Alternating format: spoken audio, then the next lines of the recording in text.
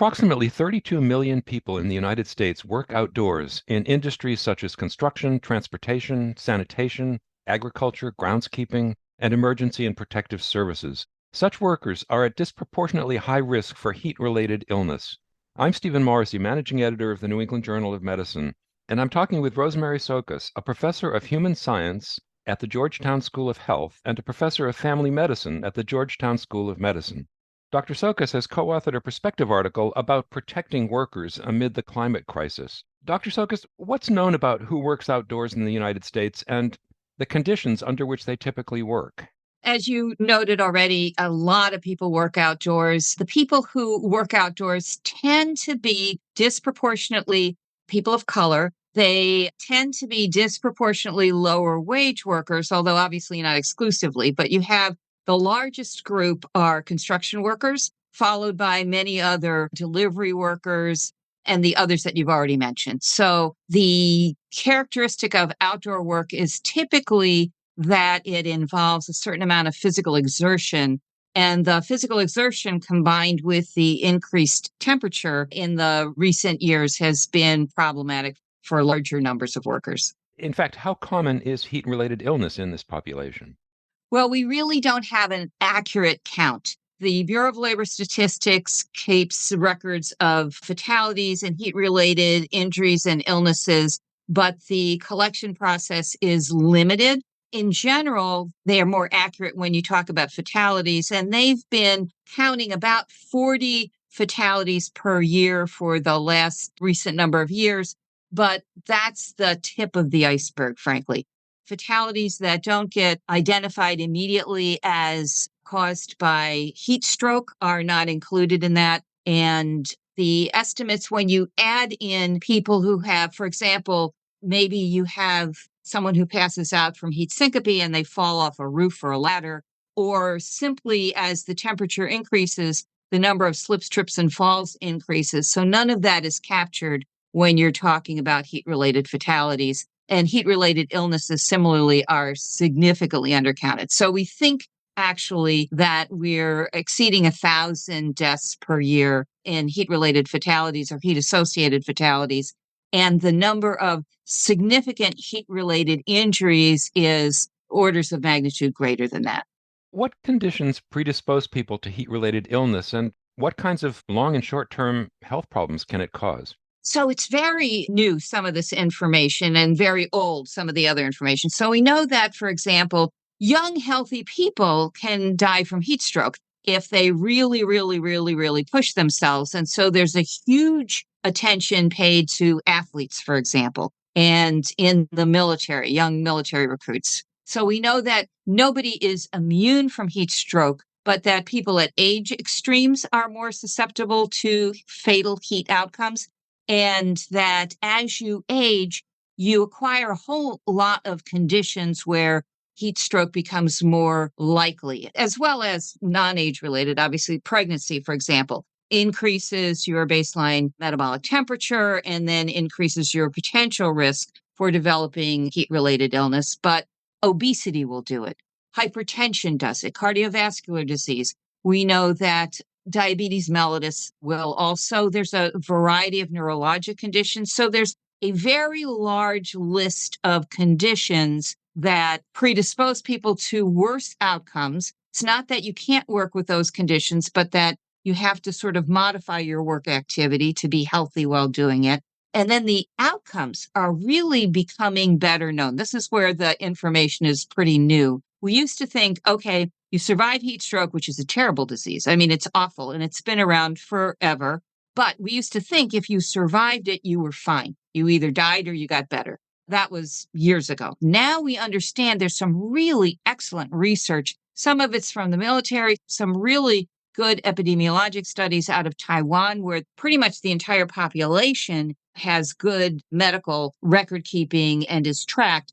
So one of the things we know is that if you survive an episode of heat stroke, you're more likely to experience heat stroke in the future. But for example, we also have recently in the last maybe 15 years been finding out more about end-stage renal disease, which occurs in epidemic proportions in certain parts of the world. For example, in Central America, in some places in North Africa and Sri Lanka, there have been these reports of chronic kidney disease of unknown etiology that's associated with heavy work in very hot circumstances, and heat contributes to that. It may not be the sole cause of that. There may be some muscle breakdown and some other exposures, but heat contributes to that. But what we found out from the studies in the longer-term epidemiologic studies in Taiwan and in the military is that people who survive heat-related illness severe enough to require hospitalization are significantly more likely to develop cardiovascular disease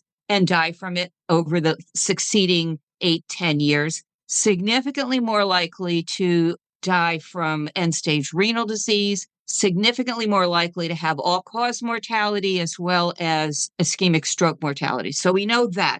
And we also know that in areas where there have been heat waves that have produced population increases in heat stroke and heat fatalities, that all-cause mortality also goes up. There's a very nice study out of British Columbia where they had that terrible heat episode several years ago, where they, in addition to the heat stroke deaths, there were numbers of other types of deaths that increased during the period of time when you compared it to the preceding 5 years without this kind of extreme weather event. And there you see increases in neurologic diseases.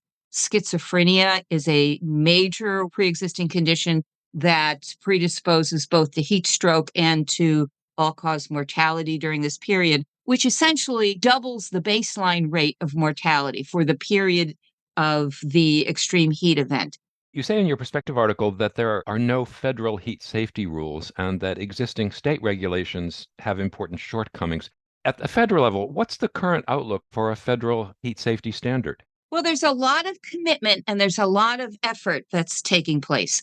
The current administration has really promised to have this done. The trouble is that OSHA is a very small agency that's beset by a number of challenges that range from the challenges that the business community typically shows for any kind of regulatory activity, as well as some court-related challenges from past decisions and requirements that Congress has put into place. So right now, they're in the process of looking at what small businesses think of their regulatory approach. And as you might imagine, there are a number of potential pitfalls there because small businesses typically really are mostly worried about the bottom line and have traditionally been the place where most occupational illnesses and injuries occur because they simply don't have the resources some of the bigger ones do. But if you're catering to the small businesses, then you have challenges in terms of establishing regulations.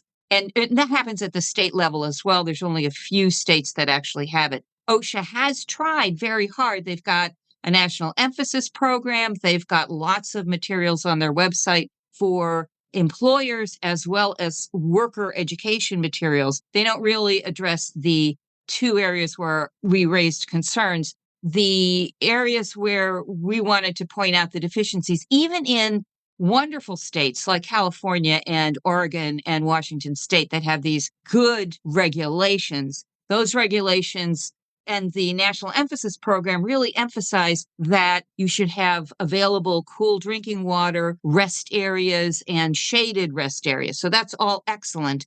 They give you the amount of water you should have per person. They tell you the temperatures at which this should all kick in. So all of that is really good. And the states are where the action is currently happening, even though OSHA is trying very hard. They just are unlikely to succeed within a couple of years, unfortunately. But the pieces where they're missing are the importance of medical oversight. There really needs to be, in many of the earlier OSHA standards, and some of the current ones, like silica, for example, there are requirements for medical oversight.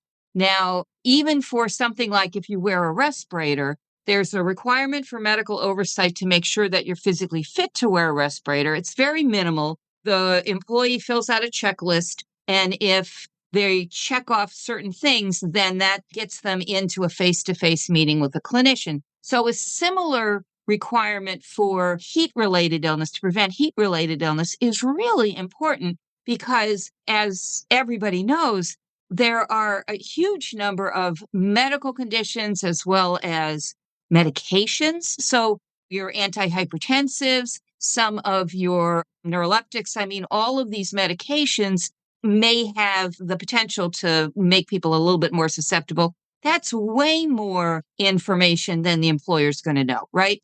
And things like substance use disorder, for example, incredibly important for making people vulnerable. And that's the kind of stuff that they might be willing to share with a clinician, but not with their employer for sure. So these kinds of things need to be looked at and be part of the regulations going forward. The second place where the regulations have not been as aggressive as they need to be is in the whole issue of acclimatization. So we know that as people acclimatize, you change your sweat composition, you change your ability to kind of address and deal with the heat. And that doesn't happen just because you're in a hot environment. You have to be working into that hot environment, but carefully and slowly. So the rule of thumb is every day in the week, you increase by 20% the amount of work that you're doing. So by the end of the week, you're at a full workload capacity in hotter temperatures. So that's an acclimatization that's really been demonstrated to be important. And also, when the temperature gets hot enough, even acclimatization is not enough. You need to have more rest breaks. And so every hour at certain temperatures, there's a work rest break cycle that the military and that NIOSH and others have developed that are available for people to look at. And these are based both on what's good for the individual, but also what the individual is actually capable of doing without getting into more hazards.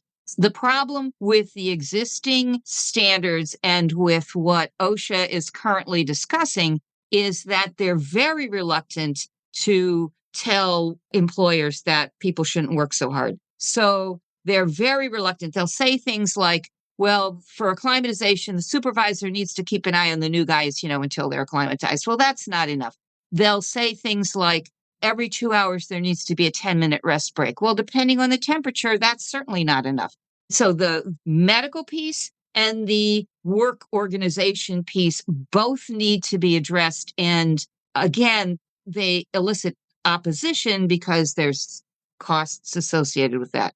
One of the things I would like to mention is that when they do these work rest cycles, they've done studies, physiology studies in laboratories with typically healthy young people, and they find that actual work capacity, stroke volume, the ability to actually uptake oxygen diminishes by a certain amount. So if you have the work rest cycle, you're actually preserving a little more of the physiologic capacity for productivity so that it's not such a trade-off. It's not such a, oh, it's only for the worker's health, but the employer is not going to have the work being done actually. It's kind of inevitable that when the temperature gets really high, people's ability to do that level of physical exertion is just not there.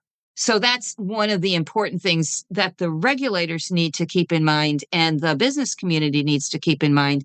And for physicians, what we need to keep in mind is to tell our patients, listen, don't try to prove yourself when it's hot outside. Don't try to show that you're the fastest, the strongest, the whatever. Take it easy, take your rest breaks. Don't try to show off, basically. And you see that in some of the statistics of who dies on the job. You die on the job most often the first couple of days on the job. So it's really the new person. It's the new person who's not acclimatized and who's trying to really show that they can do the job. And that ends in tragedy sometimes. Thank you, Dr. Sokas.